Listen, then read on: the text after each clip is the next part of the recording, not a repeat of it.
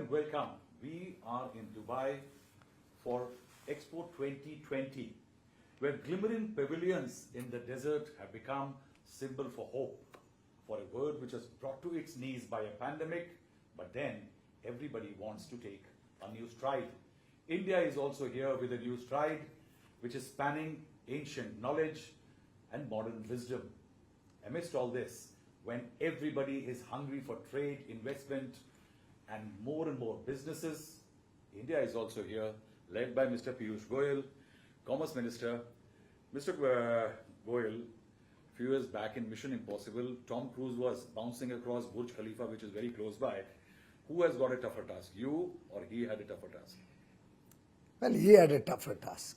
I think... he had stuntmen. Well, he may have had stuntmen. We don't need stuntmen. We work on the strength of the people of India, our businesses in India, the leadership in India, and we have so much to offer to the world. We have trust. The world trusts India. We have capabilities. We have young boys and girls who have shown through their startups turning into unicorns. We have a large pool of skilled manpower. India is blessed and today is emerging as a world power on the strength of technology, on the strength of good management systems, good administrative systems. And on that strength, we are engaging with the world as an equal. We are on that with confidence, with the commitment to deliver. I see there's a huge civilizational thing in this Indian pavilion which you'll be inaugurating, that it is something that India is trying to tell, that we are, if there is an opportunity, it is us. And it's a nation which is open for business. It's a nation which provides huge capabilities and opportunities. So to my mind, this pavilion is about showcasing India of today and tomorrow. It's a pavilion which shows that even our traditional knowledge contributes a lot to the present and future and has a big role in the future. Confluence of ancient and modern. True, and we are proud of our heritage. One important aspect is that when we are talking about this effort here, a lot of people are coming here. 2.5 crore people will be here over the next 6 months. What makes you think that it places India in a more advantageous position? I agree that you have created reforms, your government has created reforms at a time when you were facing adversity of a pandemic. That's what is, actually when I went there yesterday, I found a lot of people were talking about, a lot of participants, that there is a buzz about India because it has reformed at a time where things were not going against, in favor. Prime Minister Narendra Modi has led from the front. We handled pandemic better than most parts of the world. Across this period, he was there ensuring that we take care of all those who are affected with the COVID. A lot of planning and meticulous detail went into addressing issues related to the COVID-19 pandemic right from February of last year. And I think things like oxygen, things like the right amount of medicines, things like increasing beds and ICU facilities, all of that started in February itself. A nation which was not producing a single PP has gone on to become the world's second largest producer in this short period.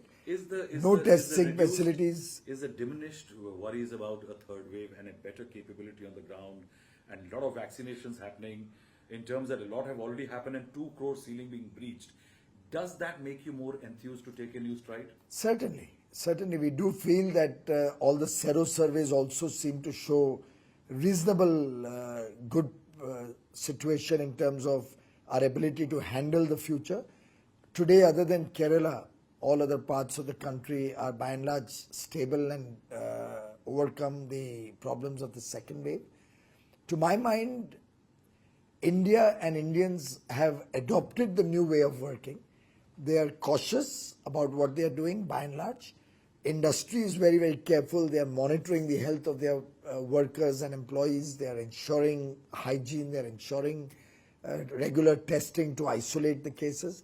And the masks have become absolutely must wear. More acceptable. So overall, this period has been one where the nation came together as one to fight the pandemic and now rebound from the pandemic. Exports. How do we move faster? Well, we Where are are you looking and at how are you taking a it? historic high this year, despite the first 3 months of COVID and then the rains. And you are aware the first half is always a relatively slow period. But we are, in fact, exceeded all our expectations up to September. 47.9% higher growth. Probably.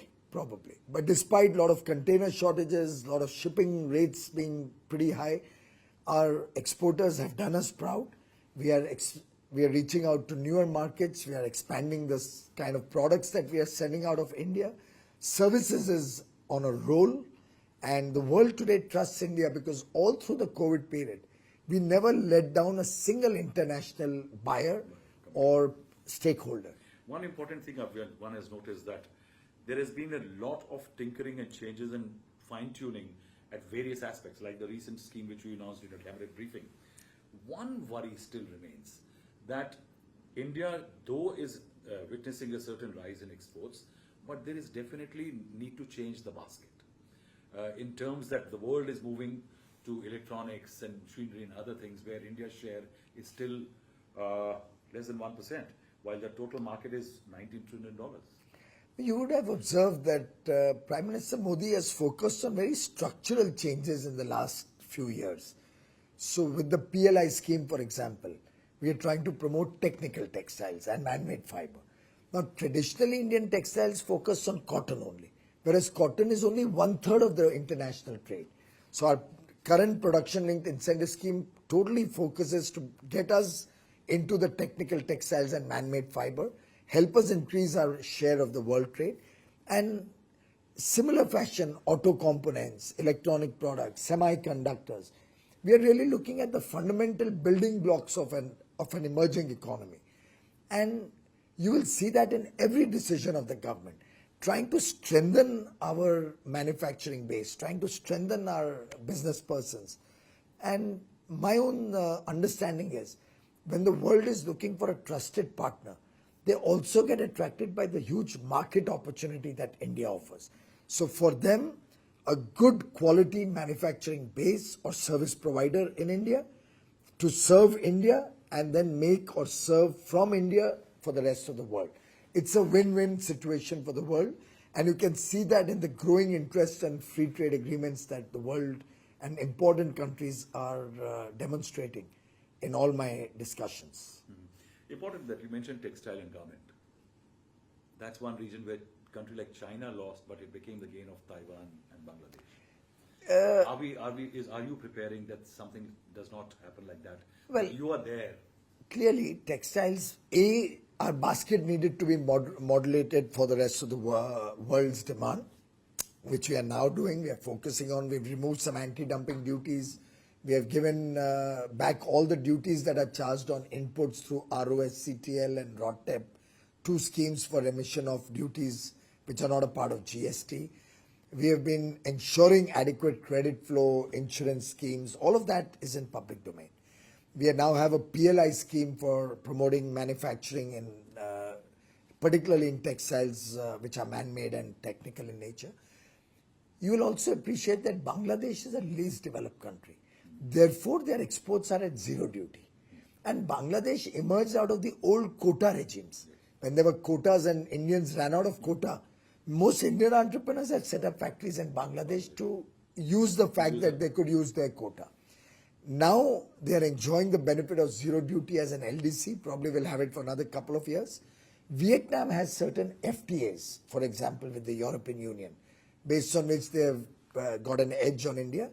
We are working now for FTA with European Union, with UK, with Australia, with UAE, potentially Canada in the future. So our effort is to get our industry, particularly textiles, leather, footwear, gem and jewelry, or food processed products, all the MSME sector and the farming related sectors, which we have tremendous potential to grow. But in a country like India, there is a political compulsion for a government always that labor-intensive sectors can't be suddenly abandoned for new. It has to be a slow transition and handholding required. Another element is relaxing border rules, say with China or something. Is the government? As of now, there are no such proposals on the table. Okay. Draft e-com tools. It's a huge market. Not much has been tapped. What are the plans? Where are we going on that? Well, we've taken out a paper for consultation, public consultation, which is the right way to go about it. We've received some very valuable feedback. We are assessing that feedback. And basis our discussions, I've personally had discussions with several of the important e-commerce players, with the consumer organizations, with the small retail organizations, people who represent the small retailers.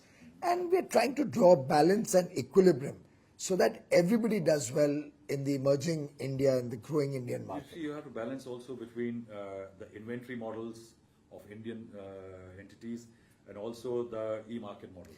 Well, we're trying to do all of that balance in an equitable and fair manner. Reports of Amazon and companies indulging in making payments, large payments to legal professional fees, hurting the interest of local traders, that traders are up in arms. Are you getting it looked at?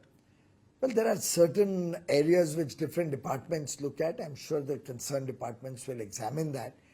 But I don't think we need to sensationalize these things.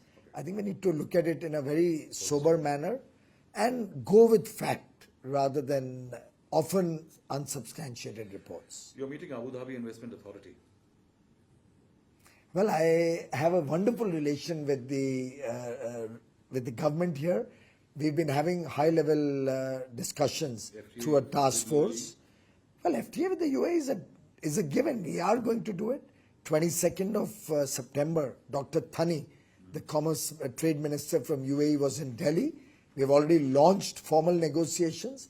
We hope to have an interim agreement in place in the next 3-4 months and a full-fledged FTA soon thereafter.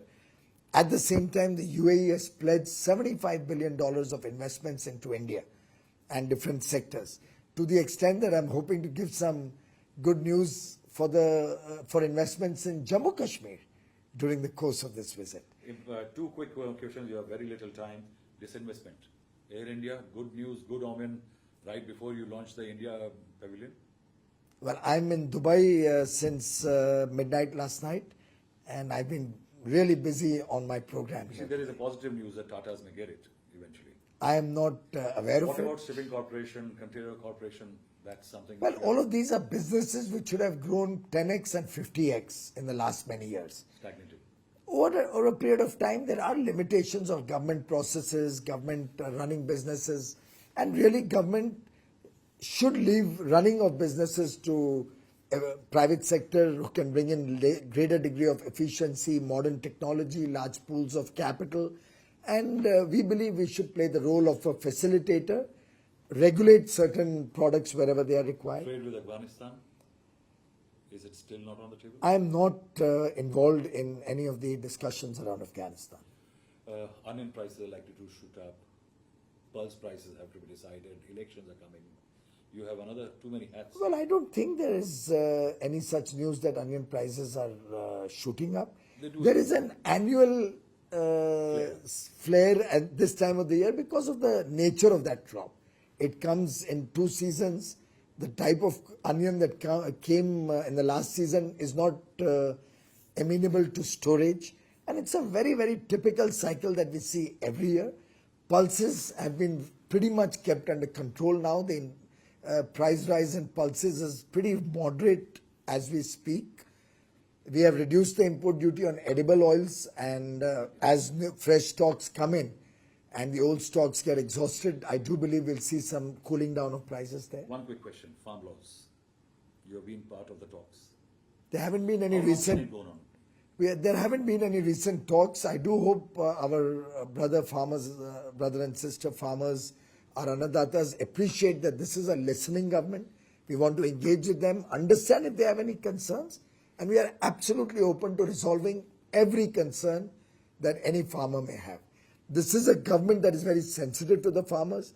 This is a government which for the first time is sending money into the farmer's bank account every 4 months directly to support their work. This is a government which has purchased the highest ever under minimum support price. This is a government which has given the best increase and given a commitment to give a 50% return on cost to the farmers. It is truly a government for the farmers, for our labor, for the poor, for the marginalized sections of society. And Prime Minister Modi's heart beats for them.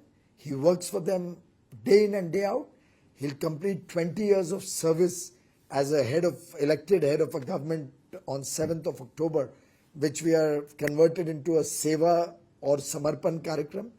All the people across the country associated with the BJP, friendly to us, and actually common citizens today, are using this 20-day period from 17th September to 7th October to demonstrate their love and affection for Prime Minister Modi through various service projects. Selfless service, that's the message Prime Minister Modi has given for all his life. 50 years uninterrupted service for the nation. 20 years as probably the only person who has been continuously elected as a head of government. 13 years in the state, 7.5 years here. It's been a phenomenal journey, which we are celebrating with service. What better can we give? I will not ask any more questions. Your staff is getting jittery that you have spent too much time with me. Mr. Piyush Goyal, we hope that you have a very successful desert visit and you come back with loads of money and invest into India. Thank you for speaking to us. Thank you, Rahulji.